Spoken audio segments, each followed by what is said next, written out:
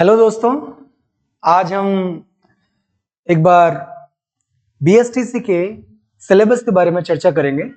सबसे पहले हम देख लेते हैं उसमें कौन कौन से टॉपिक्स आने वाले हैं।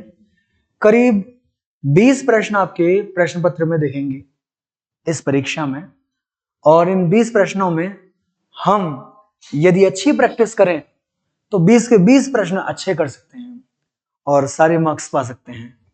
आइए देखते हैं वो कौन कौन से टॉपिक्स हैं जिन पर हम चर्चा करेंगे इस बीएसटीसी के सिलेबस में।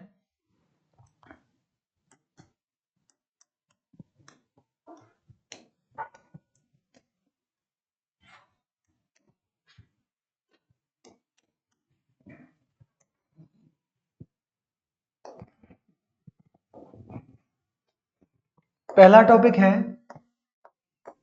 टेंस, दूसरा टॉपिक है प्रेपोजिशंस,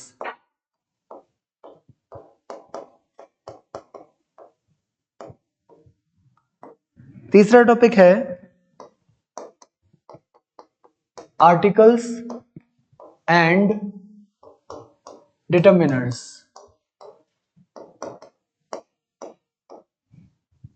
चौथा टॉपिक है नरेशंस। अब ये नरेशन क्या होता है, इसको आपने एक और नाम से जानते होंगे आप इसे जरूर। इसे हम डायरेक्ट एंड इनडायरेक्ट कहते हैं या डायरेक्ट इनडायरेक्ट स्पीच कहते हैं। एक और नाम से इसे जाना जाता है रिपोर्टेड स्पीच।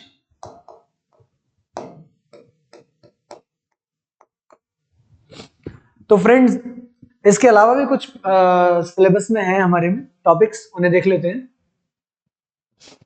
जैसे कनेक्टिव्स, कनेक्टिव्स को हम कंजंक्शंस भी कहते हैं।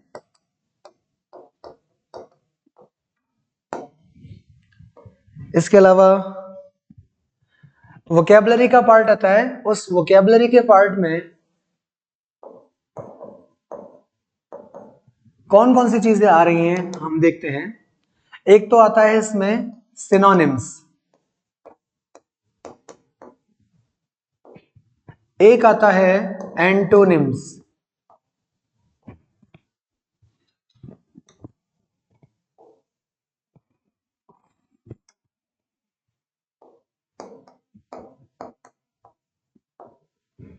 और एक आता है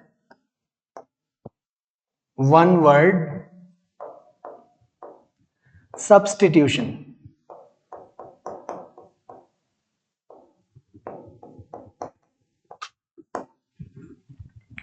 हम क्या करेंगे, इस जब सिलेबस को पढ़ेंगे तो वोकैबुलरी के पार्ट को हम साथ लेंगे। हम क्या करेंगे कि दो दो चार चार या पांच पांच वोकैबुलरी की चीजें एक साथ रोज पढ़ेंगे। जब हम इनके रोज पढ़ेंगे, इनको बार बार रिवाइज करेंगे, तो ये हमारे माइंड में बैठेंगे, क्योंकि वोकैबुलरी कभी एक दिन में नहीं होती है कंप्लीट। आगे टॉपिक है कॉम्प्रिहेंशन। इस कॉम्प्रिहेंशन नाम से घबराना नहीं, इसका मतलब होता है पैसेज, जो हम आज तक करते हुए हैं। 8वीं 6वीं 7वीं 8वीं 10वीं 12वीं हर परीक्षा में पैसेज आता है, आप जानते ही हो। गद्यांश हल करना है ना, पैसेज। इसके अलावा है spotting errors, spotting errors. Spotting errors ये अपने आप में इतना बड़ा टॉपिक है, इतना वाइड टॉपिक है, क्योंकि ये पूरे जितने भी टॉपिक्स हैं इन सबको अपने अंदर घेरता है।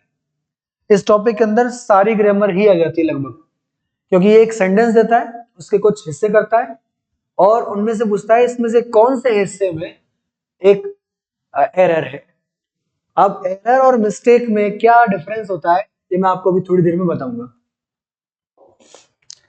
इसके बाद टॉपिक है आपका sentence completion, sentence completion. Next topic है करेक्शन ऑफ सेंटेंस, ये एक ही बात है। काइंड्स ऑफ सेंटेंस,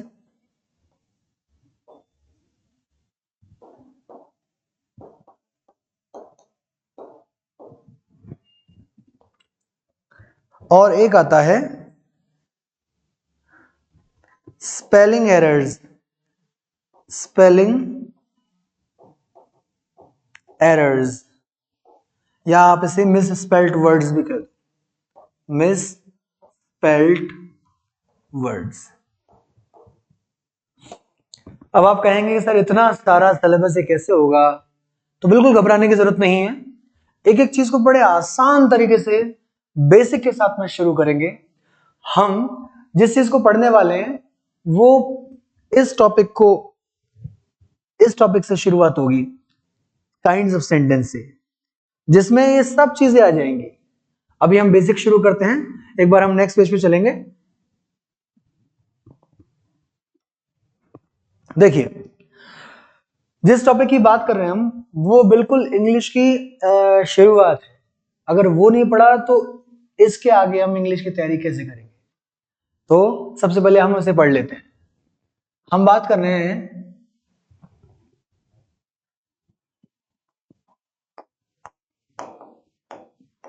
सेंटेंस की। तो जनरली पूछा जाता है कि ये सेंटेंस होता क्या है, सेंटेंस क्या होता है। तो मैं बिना इधर उधर की बात के पहले आपको एक एग्जांपल देता हूं।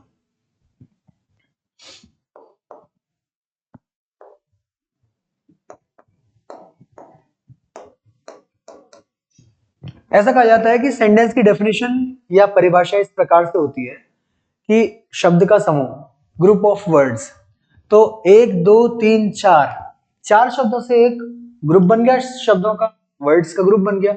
इस ग्रुप से क्या हमें पता लग रहा है कि एक सेंटेंस है, इज ए राम बॉय। जब ग्रुप ऑफ वर्ड्स कोई भी अर्थ स्पष्ट ना करे, पूर्ण अर्थ स्पष्ट ना करे, तो समझिए वो सेंटेंस नहीं है। अब इसका सही आंसर क्या होगा? अगर इसमें राम आगे होता, फिर वर्ब होती इसमें, और फिर इस तरह से आर्टिकल होता, और फिर नाउन होता, और लास्ट में फुल स्टॉप होता, तब इसे हम इस ग्रुप ऑफ वर्ड्स का कोई एक स्पष्ट अर्थ निकलता है। Ram is a boy, Ram एक लड़का है। लेकिन ऊपर वाले सेंटेंस का कोई अर्थ नहीं निकलता, वो केवल शब्द समूह है, और इसलिए ये शब्द समूह सेंटेंस की संज्ञा में नहीं आएगा। जबकि नीचे दिया हुआ जो शब्द समूह है, ग्रुप ऑफ वर्ड्स है, वो sentence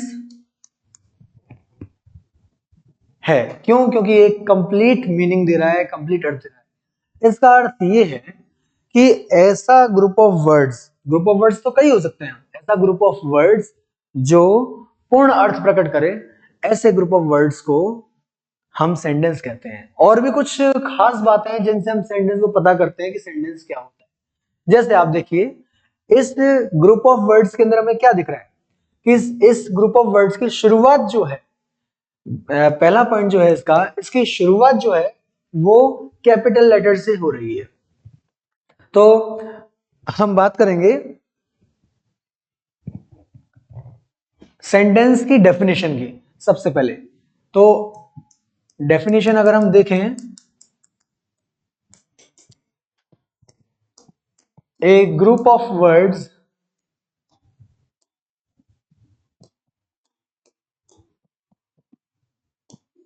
which makes a complete sense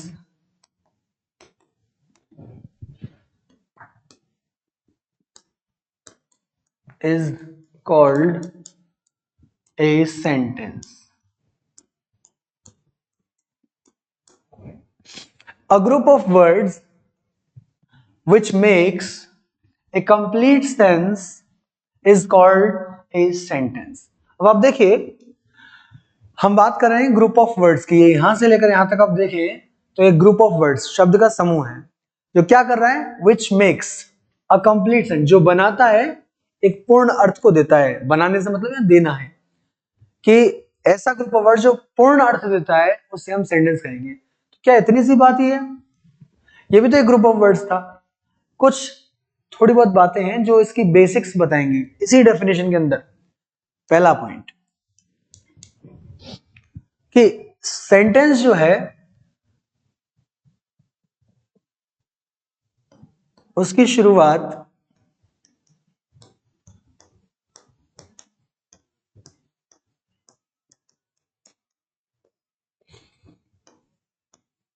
हमेशा कैपिटल लेटर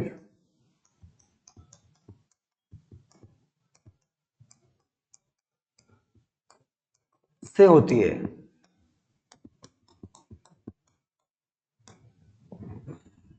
अगर कोई ग्रुप ऑफ वर्ड्स दे रखा है और उसकी शुरुआत कैपिटल लेटर से नहीं है, समझ लीजिएगा वो ग्रुप ऑफ वर्ड्स सेंटेंस की श्रेणी में नहीं आएगा। दूसरा पॉइंट क्या है? सेंटेंस का अंत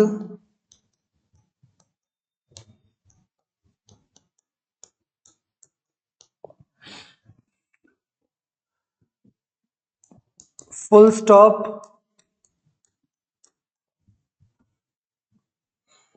क्वेश्चन मार्क या एक्सक्लेमेटरी या एक्सक्लेमेशन मार्क पर होता है।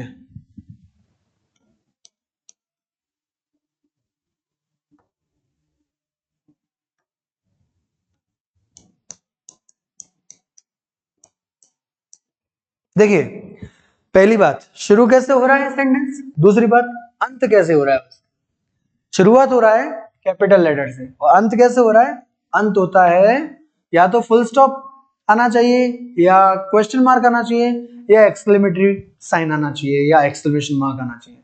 इनको हम ऐसे व्यक्त करते हैं, या तो ऐसे या ऐसे और या ऐसे। अगर ये ना हो तो समझिए वो सेंटेंस नहीं है। अगली बात, ग्रुप ऑफ वर्ड्स तो है अगर उस ग्रुप ऑफ वर्ड्स में दो चीजों का कॉम्बिनेशन है। वो दो चीजें कौन सी हैं? दो तत्व, दो इंपॉर्टेंट हिस्से एक सेंटेंस के अंदर, वो है सब्जेक्ट और प्रेडिकेट, यानी कि उद्देश्य और विधेय। सेंटेंस में सब्जेक्ट तथा प्रेडिकेट,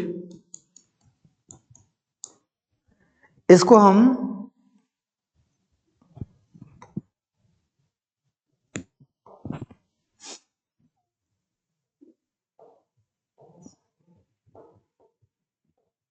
उद्देश्य और इसको हम विधेय कहते हैं। मैं बताऊंगा आपको कि क्या होता है उद्देश्य, क्या होता है विधेय। इन दोनों का एक कॉम्बिनेशन सेंटेंस के अंदर होना नितांत आवश्यक है।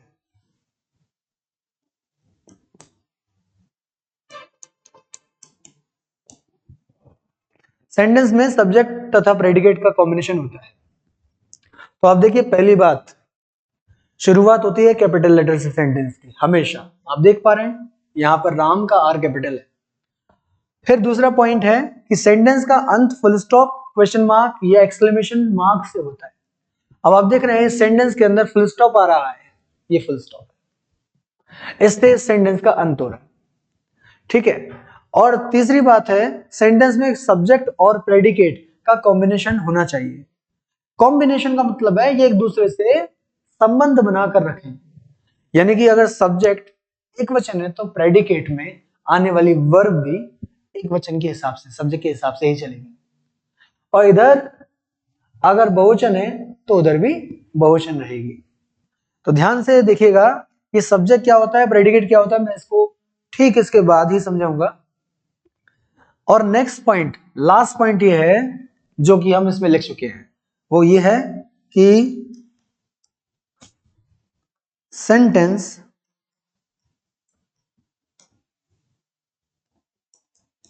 सदा पूर्ण अर्थ प्रकट करता है।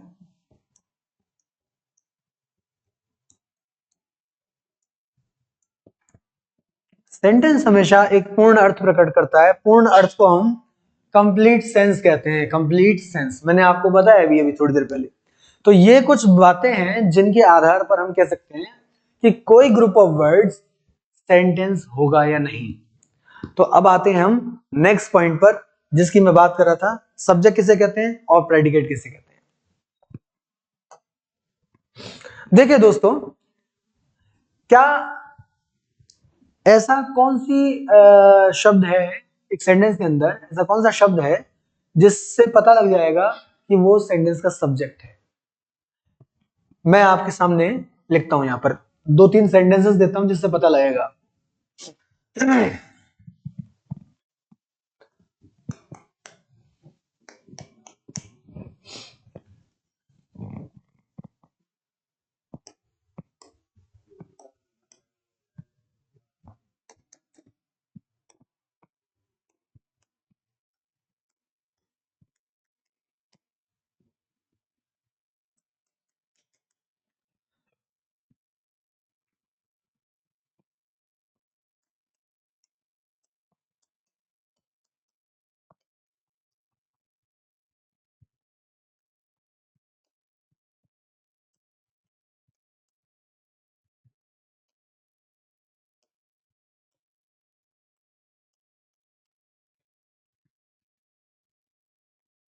आपके सामने 2 सेंटेंसेस हैं। Mohan is a student, the black cow does not eat grass. अब देखिए, ये दोनों ही, सबसे पहला प्रश्न ये है कि ये दोनों सेंटेंस। तो देखो, सेंटेंस की पहली पहली लाइन है कि वो कैपिटल लेटर से शुरू होता है। तो आप देखिए, ये सेंटेंस का पहला शब्द है, सब्जेक्ट है, और ये किससे शुरू हो रहा है? कैपिटल से। इसलिए मैं सब्जेक्ट क्यों कह रहा हूं? क्योंकि इसमें हम बात कर रहे हैं मोहन के बारे में, जिसके बारे में बात की जाती है और जिसके अनुसार वर्ब आती है। आप देखिए, वर्ब का हिस्सा कौन सा है? ये वाला, ये वर्ब है। ये किसके अकॉर्डिंग आई है, किसके हिसाब से आई है? मोहन के हिसाब से आई है। तो वर्ब जिसके अनुसार आए या जिसके बारे में हम बात कर रहे हो सेंटेंस के अंदर, वो सेंटेंस का सब्जेक्ट होता है। तो इसे हम सेंटेंस का क्या कहेंगे? सब्जेक्ट। और सब्जेक्ट के बारे में जो कुछ कहा जाता है वर्ब से लेकर एंड तक, उसी को हम क्या कहते हैं? प्रेडिकेट। सब्जेक्ट को हम हिंदी में कहते हैं उद्देश्य। उद्देश्य क्यों कह रहे हैं? कर्ता क्यों नहीं कह रहे? कर्ता माने होता है कार्य करने वाला, लेकिन सेंटेंस में जो सब्जेक्ट है हमेशा कार्य करने वाला हो, ऐसा हमेशा संभव नहीं है। जैसे मैं बताऊं आपको,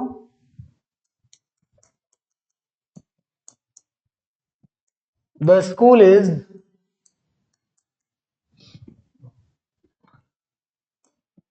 ए temple. The school is the temple. अब इस सेंटेंस एक ग्रुप ऑफ वर्ड्स है। इस ग्रुप ऑफ वर्ड्स में देखें आप, शुरुआत कैपिटल लेटर से हो रही है। इसका अर्थ है कि ये और फुल स्टॉप पे एंड हो रहा है ना, और ये पूरा अर्थ भी दे रहा है। इसमें सब्जेक्ट कौन सा है? द स्कूल है, ये सब्जेक्ट हो गया। अच्छा, बचा हुआ पार्ट जो होगा वो प्रेडिकेट होगा, मैंने आपसे अभी कहा, ठीक है। और हम इसे ऐसे कर देते हैं शॉर्ट में। तो इस सेंटेंस में देखिए, इसका अर्थ अगर निकालें हम, तो the school is a temple, है ना, स्कूल इज अ टेम्पल। मैंने मेरे स्कूल के लिए क्या कहा है? The school is a temple. अब स्कूल जो है वो क्या है? अपने आप में कोई काम करने वाला थोड़ी है। स्कूल तो एक स्थान हो गया, लेकिन क्योंकि मैं इसके बारे में बात कर रहा हूं और इसी के हिसाब से वर्ब लगा रहा हूं, इसलिए ये सेंटेंस का सब्जेक्ट है। ऐसे ही ऊपर वाले सेंटेंस में Mohan is a student, Mohan एक विद्यार्थी है। इस वाक्य में मोहन कोई कार्य नहीं कर रहा है, मोहन के बारे में बात हो रही है और मोहन के अकॉर्डिंग ही हम वर्ब लगा रहे हैं, इसलिए ये सेंटेंस का सब्जेक्ट है। इधर देखें, the cow does not the black cow, cow कैसी है? The black cow. इससे 1 2 3 शब्दों का ये समूह है। इस पूरे समूह में हम किसके बारे में बात कर रहे हैं? काउ के बारे में बात कर रहे हैं। काउ कैसी है? ब्लैक। ओके, तो ये पूरा जो ग्रुप ऑफ वर्ड्स है ये पूरा सब्जेक्ट है। कैसी कैसी गाय है?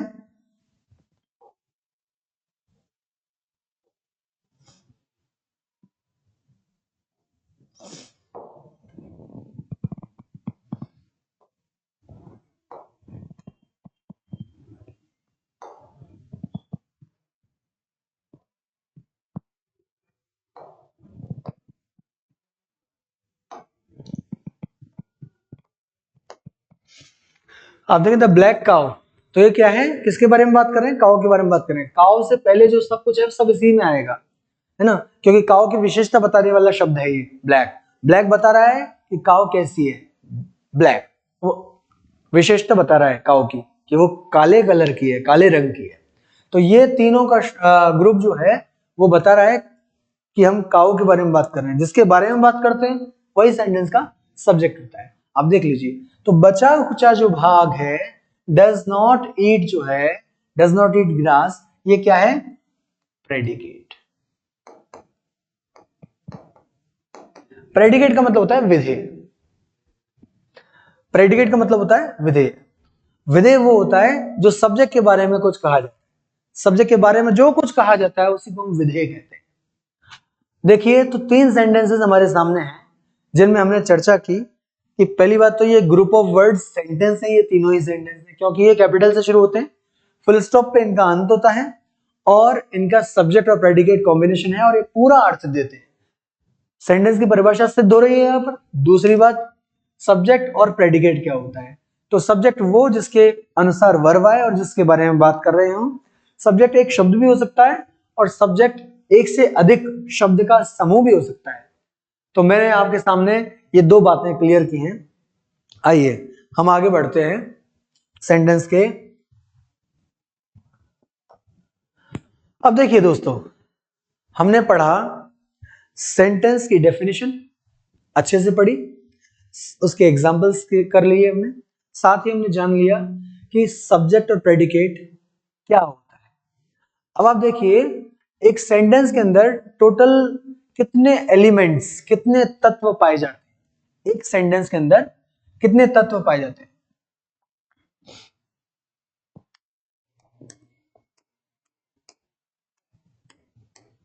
There are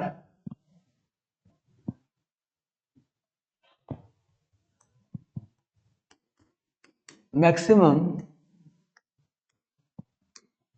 5 elements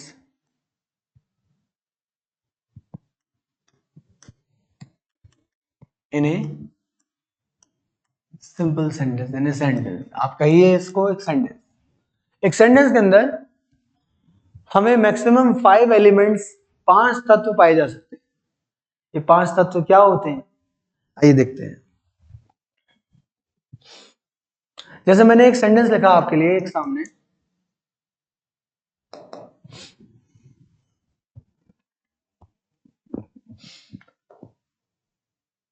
India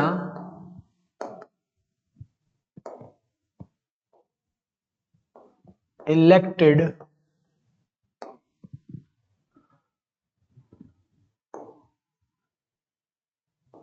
Modi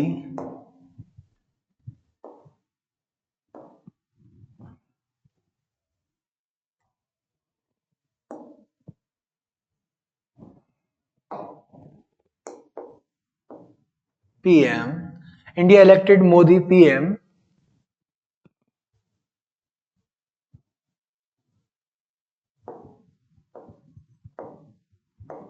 again.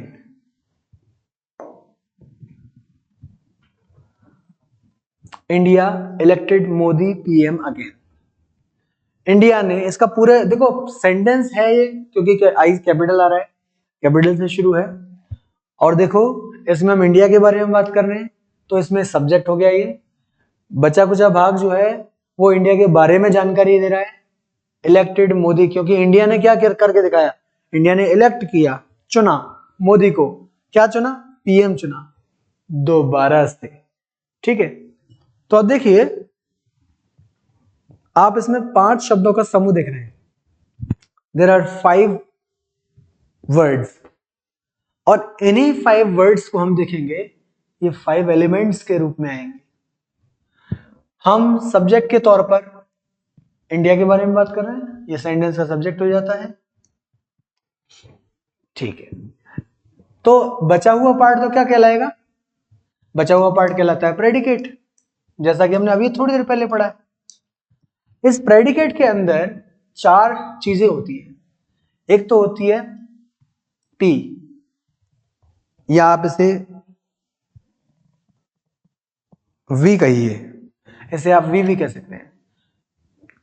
P से पी कह दो या वी कह दो। वी का मतलब होता है वर्ब, वी का मतलब होता है वर्ब।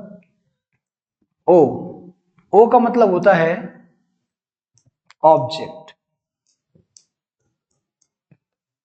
सी का मतलब होता है कॉम्प्लीमेंट।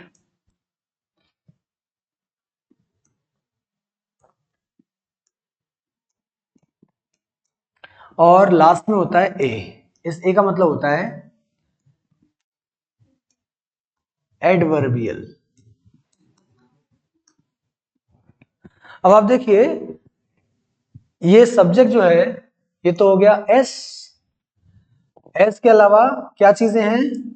एस के अलावा है, ये एस हो गया सब्जेक्ट, फिर बाकी सब चीजें ये है VOCA, SVOCA। अब देखो एक, नंबर 1, नंबर 2, नंबर 3, नंबर 4 और नंबर 5, ये 5 एलिमेंट्स हैं जो इस सेंटेंस के अंदर मैं आपको बताऊंगा। देखिए जिसके बारे में बात करते हैं वो सब्जेक्ट हो गया, इसलिए एस से दिखा रहे हैं हम इसे। दूसरा वर्ड है इसमें वर्ब। वर्ब वो होता है जो सब्जेक्ट के हिसाब से, अब वर्ब भी कौन सा? फाइनाइट वर्ब, जो सब्जेक्ट के हिसाब से है और टेंस भी शो करे, तो उसे हम फाइनाइट वर्ब कहते हैं, ये वर्ब। तीसरा आप देखिए यहां पर मोदी, इंडिया ने इलेक्ट किया, इंडिया ने चुना। किसे चुना? अगर आप जानना चाहते हो एक सेंटेंस के अंदर जो शब्द आया है वर्ब के बाद वो ऑब्जेक्ट है या नहीं, तो इस वर्ब से आप 2 प्रश्न पूछ लो। इस वर्ब से अगर आप यहीं के यहीं 2 प्रश्न पूछ लोगे तो आपको पता लग जाएगा सेंटेंस में कोई ऑब्जेक्ट है या नहीं है। अगर दोनों ही प्रश्नों का जवाब मिलता है तो सेंटेंस के अंदर 2 ऑब्जेक्ट होते हैं। कम से कम 2 ही, ज्यादा से ज्यादा 2 ऑब्जेक्ट हो सकते हैं। अगर सेंटेंस के अंदर इन दोनों प्रश्नों का कोई जवाब नहीं मिल रहा है तो कोई भी ऑब्जेक्ट नहीं है। दोनों में से किसी एक का मिल रहा है तो एक ऑब्जेक्ट। जो वर्ब ऑब्जेक्ट लेती है अपने बाद उस वर्ब को हम ट्रांजिटिव वर्ब कहते हैं, और जो वर्ब ऑब्जेक्ट नहीं लेती अपने बाद उस वर्ब को हम इंट्रांजिटिव वर्ब कहते हैं। आइए देखेंगे, इसको समझाएंगे अभी आप। ये शब्द मैंने आपसे कहा वर्ब है। वर्ब का जो उचित स्थान होता है वो सब्जेक्ट के तुरंत बाद होता है सिंपल सेंटेंस के अंदर। तो अब देखिए वर्ब को हम 2 प्रश्न पूछ लेते हैं। अगर हमें जानना है कि वर्ब के बाद का जो सब्जेक्ट वर्ड है वो एक ऑब्जेक्ट है, इस बात को कैसे पता लगाएं, तो हम इस वर्ब से 2 प्रश्न पूछते हैं। पहला प्रश्न है किसे, और दूसरा शब्द है क्या। पहला प्रश्न है किसे और दूसरा शब्द है क्या। तो आप पूछो इस वर्ब से, इंडिया इलेक्टेड, इंडिया ने चुना। किसे चुना? अब यहां जवाब मिल गया आपको, मोदी को चुना।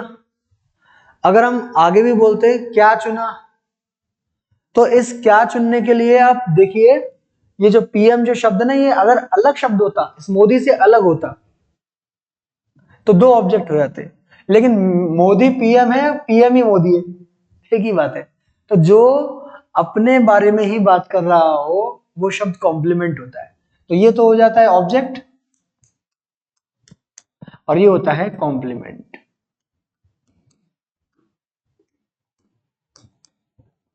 कॉम्प्लीमेंट माने होता है पूरक। कैसे कहेंगे कॉम्प्लीमेंट? कॉम्प्लीमेंट इसे कहते हैं, जैसे मैंने कहा आई एम ए टीचर। अब देखिए आई एम ए टीचर, आई और टीचर अलग अलग हैं क्या? जब ये दोनों एक ही हैं तो ये तो सब्जेक्ट हो गया और ये इसके बारे में बात कर रहा है, सेम यही पर्सन है, इसलिए ये कॉम्प्लीमेंट हो गया। ठीक है, अब यहां देखिए मोदी ही तो पीएम है, इसलिए अगर हमने सेंटेंस में मोदी के बारे में बात की है आगे चल के और मोदी ही पीएम है तो ये कॉम्प्लीमेंट हो जाएगा। अब आप कहेंगे मोदी क्यों नहीं है कॉम्प्लीमेंट? तो पहला वर्ड जो होगा वो तो सब्जेक्ट या ऑब्जेक्ट में से कोई एक होगा। यहां देखो जैसे पहला वर्ड जो है सब्जेक्ट है, यहाँ ऑब्जेक्ट है, और इसके बाद में अगर यही व्यक्ति आ जाता है कोई रूप धारण करके तो उसे हम कॉम्प्लीमेंट कहेंगे, पूरक कहेंगे। जैसे यहां पर देखिए अब ये सब्जेक्ट की तरफ इशारा कर रहा है इसलिए कॉम्प्लीमेंट टू सब्जेक्ट है, और जो ऑब्जेक्ट की तरफ इशारा कर रहा है यहां पर ये कॉम्प्लीमेंट टू ऑब्जेक्ट है। ठीक है, तो 1 2 3 4 वर्ड आ गए। अब बात आती है लास्ट में अगेन। ये अगेन क्या है? अगेन शब्द बता रहा है हमें कि ये फिर से चुना गया।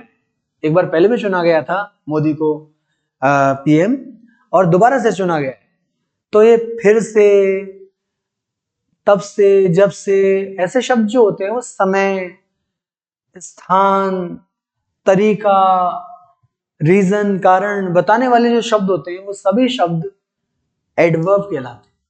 समझिएगा क्या क्या बोला मैंने? स्थान को, समय को, तरीके को, किसी कार्य को करने के की सीमा को बताया जाए, टाइम को बताया जाए, ये सारी चीजें जो शब्द बताने वाले होते हैं, इन चीजों को बताने वाले शब्दों को ही हम क्या कहते हैं? एडवर्ब कहते हैं। एडवर्ब कहो, एडवर्बियल कहो। तो लास्ट का शब्द जो होगा वो, इसे हम क्या कहेंगे? एडवर्बियल। तो आप देखिए हमारे पास वो जो 5 एलिमेंट्स थे, उन 5 एलिमेंट्स का हमने बारे में बात कर ली। पहला इंडिया जो है वो एक सब्जेक्ट है, इसका एस। दूसरा वी, वी यानी कि वर्ब, जो सब्जेक्ट के बारे में बात कर रहा है, यही फाइनाइट वर्ब है, यही मेन वर्ब है, यही टेंस बता रही है और यही सब्जेक्ट के अनुसार भी आई है। ठीक है, ये वर्ब हो गई। वर्ब से अगर प्रश्न पूछोगे किसे और क्या, तो आपको ऑब्जेक्ट मिलेगा। तो ऑब्जेक्ट मिल गया आपको, इंडिया ने चुना, किसे चुना? मोदी को चुना, तो मोदी ऑब्जेक्ट हो गया। अब मोदी खुद क्या है? पीएम है। जो खुद होता है कुछ तो कॉम्प्लीमेंट हो जाता है। ठीक है, और ये कौन सा कॉम्प्लीमेंट है? क्योंकि मोदी की तरफ इशारा कर रहा है, मोदी इस सेंटेंस में ऑब्जेक्ट है, इसलिए कॉम्प्लीमेंट टू ऑब्जेक्ट। और अंत में फिर से चुन लिया उसको, ये बारंबारता बता रहा है। समय को बताने वाली चीज, बारंबारता को बताने वाली चीज, स्थान को बताने वाली चीज, तरीके को बताने वाली चीज, कारण को बताने वाली चीज, ये सभी एडवर्ब्स होती हैं और इसलिए ये अगेन जो शब्द है वो सेंटेंस में एडवर्बियल का काम कर रहा है। तो I hope you must have understood everything that I have told you here. Next, अब देखिए दोस्तों, ये जो बेसिक्स हैं, हो सकता है ये जो मैंने बताया है अभी आपको लास्ट, ये कहीं पूछा